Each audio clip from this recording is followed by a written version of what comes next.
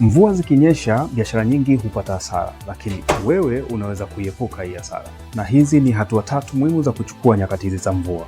Ya kwanza, jenga ukuta mbele ya mlango ambao utakuwa ni zaidi ya mafuriko yaliyopita. Ya pili, hamishia bidhaa zako zote juu. Na ya tatu, ghalani tumia paleti, usiweke bidhaa zako chini. Na ukimaliza hiyo, hizi ni hatua muhimu za kupunguza madhara. Ya kwanza, hakikisha paa lako halivuji kwa kufanya maintenance kwenye paa lako lote kabla mvua zijaanza. Ya pili, safisha mifumo ya maji na mifereji mara kwa mara. Na ya tatu, linda soketi zako za umeme, zima kama hazitumiki. Na hatua ya 4 na ya mwisho, kama mifumo yako ya umeme imeingiwa na maji, tunakushauri ukate umeme nyumba nzima. Sasa nikufahamishe hatua nyingine muhimu sana, na kama ikitokea hasara, tunakushauri utenganishe kati ya bidhaa zilizoharibika na bidhaa ambazo zimesalimika. Lakini pia tunakushauri utoe bidhaa zako kwenye maboksi yaliyoloa. Hii inaweza kusaidia kuokoa mali na biashara yako. Nisikilize kwa umakini, na hata ukifanya yote haya bado tuna riski, na hapo ndipo sisi tunapoingia.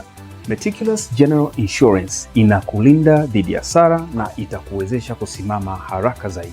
Usisubiri hadi janga litokee. Jiulize, am I insured?